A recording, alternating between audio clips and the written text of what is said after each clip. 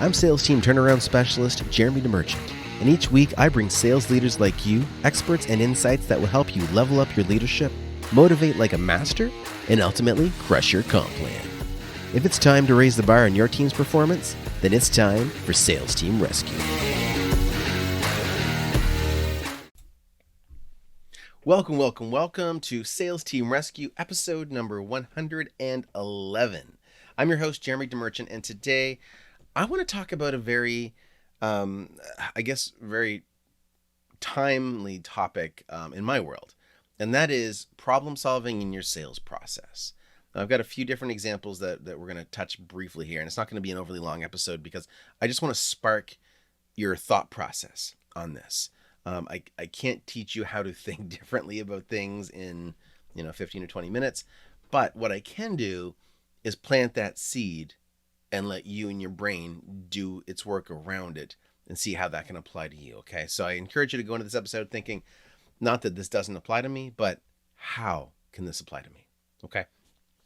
So problem solving in your sales process, and it's problem solving in any part of life. Ultimately, if you can solve problems, you are a huge asset to your own business, to someone else's business, to a sales process. And I guess the difference between someone who I would deem a problem solver is someone that can be, have a problem in front of them and their goal is to focus on solving it versus saying, that's not my problem, let me just keep moving.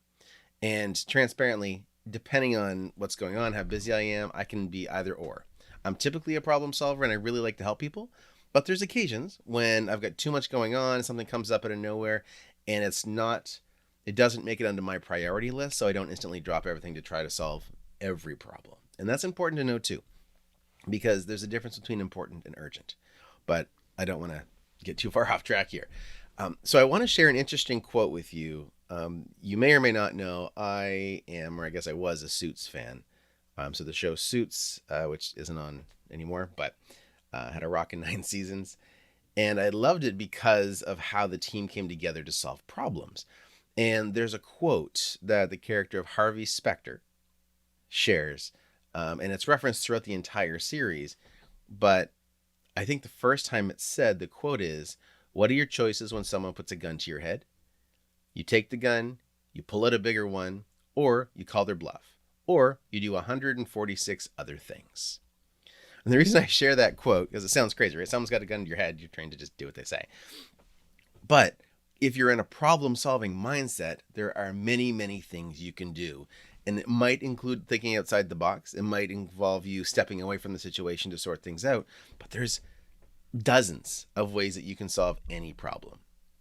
But often we are stuck in the same paradigm that we make all our decisions in. And it's hard for us to go beyond that.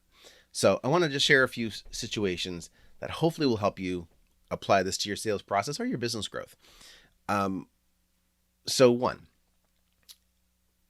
in my business, King's Own Reserve, so this is the beard balm and beard wash business, so the men's grooming goods business, we found a dilemma.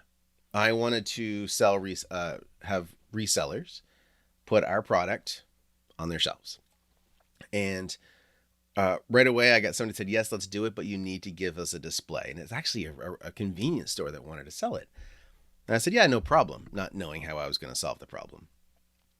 And so I asked around and found there was one company in my area that builds things like this, but they don't normally build things for such a small scale. Normally they focus on actually building out convenience stores or grocery stores or whatever and have full displays. But I spoke to them and I found out that to create the display that I wanted, and we sat down and talked about design for quite a while, it would cost me $210 per display. Now, my beard balm, they're $25, $30. Okay, it's not not a huge price point, and so when I have somebody who is a new reseller, instantly having an extra $210 cost to me right from the start, and they're not going to pay for the display, that's going to be on me to own it, we're going to have some challenges.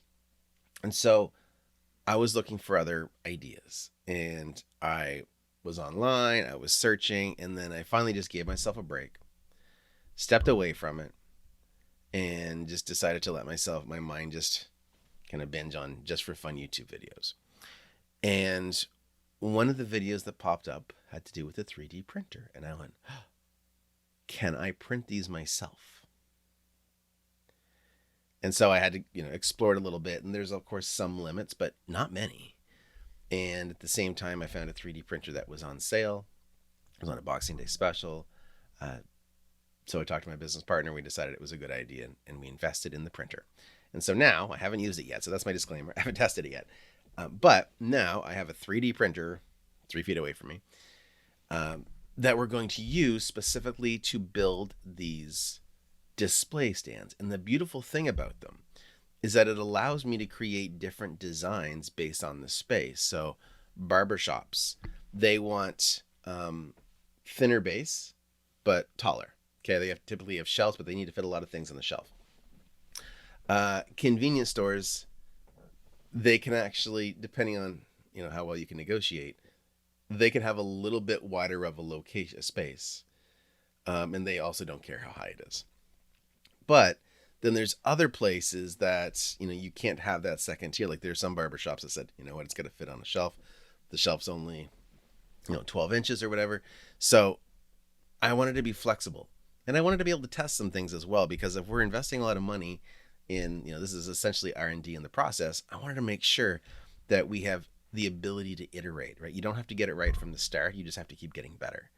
So that's the process, and we're still in the middle of it, but I feel like I've solved the problem of doing these display cases or stands for the Beard Balm. And probably, and I'm totally guessing here, but probably after I print them, the actual cost is probably going to be under $20 per unit. So makes it a much better business opportunity for me and my business partner. And it was way outside the box. It only happened because I gave myself space. So another example that I'll share is one of my clients right now. They managed to strike gold generating leads through TikTok, and it came out of nowhere. And this has literally just been a few days, and it was unexpected. And suddenly I've got my calendar booked full. Wasn't expecting it. In fact, most of this week I had planned to work on processes and things to help enhance their sales process. And so I had to take a step back and think, how can I modify the process for these specific leads? And I had to go back to TikTok and say, okay, what's the experience when people are watching these videos? What's the experience? What's making them want to click and sign up for an appointment? And I had to process, like, what's their experience so far? What have they seen? What are they probably thinking? And what additional information can I provide them from the point that they book to the point that they actually get on a call with me or any of the other reps to help increase that like, know, and trust? How do I do that? And so I first of all had to take some time to think about it, but put together a few things. And in this case, one included having all of the past videos kind of on standby and tagged so I could share one if they're already used to looking at it on that platform. Hey, before you jump on the call, would love you to take a look at this video as well. It might bring up some additional questions about what we do. Or two, and this isn't necessarily what I did, but here's some ideas that might apply to your sales process. If you need, people to show up, right? And we haven't had this issue with these leads, luckily, but a lot of people, when they have a new lead source, there's problems showing up on calls. So what do? Well, we want to think about what kind of support that person needs. If somebody doesn't show, it means that they didn't prioritize the meeting, which means they probably don't have any emotional attachment to you as the person they're booking with or the company. So how do we create that? How do we build that relationship before the call so they're less likely to bail on you? And so you can do that through things like sending an email with a video with you or your sales reps, face in the video saying, hey, this is me. You're going to meet with me at our scheduled time. And you can be, it can be you want it automated, right? You want to just record it once. But, I would have one for each of my reps so that when the call gets booked with them, a video of that rep goes up and says, hey, I'm Jeremy, and it looks like we're scheduled to meet, and I'm really excited to learn more about you and your business. Here's 3 things you can do now to make sure that we make the most of our meeting. Bam, bam, bam. Great. Look forward to hearing from you. And if for some reason something comes up, you need to cancel or reschedule, please do so with the link below or in the calendar link. So that way, we open up that spot for someone else if you're not available for it. Okay. So that kind of idea.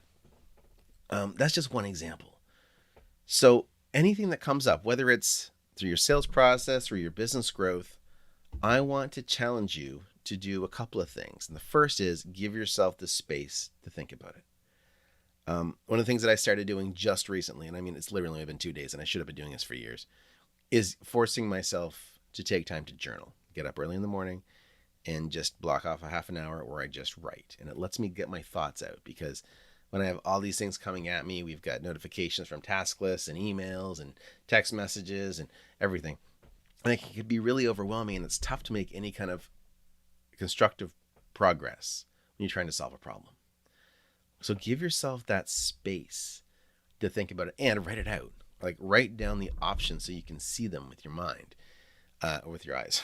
I'm really visual, so sometimes I'll even draw pictures to think about this. But mostly, I just need to talk it out in my journal, and I just use GoodNotes 5 on an iPad. Just write it out, and it acts as like a sounding board, lets me reflect my thoughts, and gives me the ability to process things. The other part that I want to suggest you do is try to forget all your assumptions. Now, this is really, really easy to say and really, really hard to do. But if you can step back, because you'll find that you're developing a solution within specific parameters that you just assume are all you have. But what if you didn't? And I'll give an example. I was speaking to one of my business partners yesterday, and we were talking about a problem where we wanted to have a little bit more control over something that was actually outside of our business. And he said, "How do we do this?" And I said, "We buy that company." Now, will we do it? I don't know. But that's an outside the box option that nobody would have thought of. Okay, you got to be thinking outside the box. What if the limits weren't there? What if money wasn't an issue? Time wasn't an issue? Map out your ideal solution. Okay, create the dream process with no limits. And then if you need to rein it in because there's certain constraints you can't avoid, fine. But start big picture. Right? How would I like to travel to France? Well, I would like to do it as quickly as possible. And so I want to do it instant. Great. What can we do that's instant? Teleporter. Okay, well, there might be some confines at the moment that I'm, within that might make that not reasonable. Okay, well, what's the next best thing? Right? So I can still think outside the box, but then rein it in after. Don't try to come up with the solution inside the box, though, because you're going to limit your mind's creativity. Pretend there's no limits, there's no boundaries. Think the dream scenario for solving the problems. And then, if you need to rein it in, you can.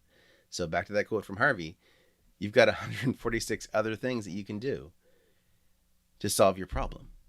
And that's even in a scenario if someone puts a gun to your head. Now, let's not think too much about that. But this is the reality. Okay, guys, so I want you to solve your problems. I want you to focus on solving these challenges, but think outside the box, and not in a corny, cheesy way, but literally eliminate anything that you think can't happen. Okay, just put yourself in some dream world where gravity doesn't exist, money doesn't matter, time is nothing, and just figure out the dream solution. Think big, think ridiculously big. And then when you have the ideal solution, then you can modify it for the constraints that you're actually facing. Like, okay, well, I can't fly without some type of engine because of gravity. Okay, great, So then we add an engine into the mix. But start big and then hone it in. Okay, guys, so that is it. Short, sweet, and that's how you solve problems in your sales process. And a more specific example, what do you need people to feel in your sales process? If they're getting to you and they're taking a year to close, can we make relationships build faster, the trust build faster? Can we tie other decision makers in sooner? Maybe the dream scenario has every single person that's a decision maker on the first call. Great. How can we get as close to that as possible? Okay. There's an example. If any questions you have, put them down below. If you're watching the video on YouTube, put them in the chat below. If you are listening to the podcast, shoot us a message. Shoot me a message at hello@permissiontosell.com. That's going to go to my team, and we will answer all your questions one way or the other, either on the next episode or through an email, or we'll reach out to you some way, but we will make sure your questions get answered. Okay, guys? So that's it for today. That was episode number 111 of Sales Team Rescue. Again, I'm Jeremy DeMerchant. Remember, get uncomfortable, get results. Cheers, guys. Thanks for joining me. Let's keep the conversation going.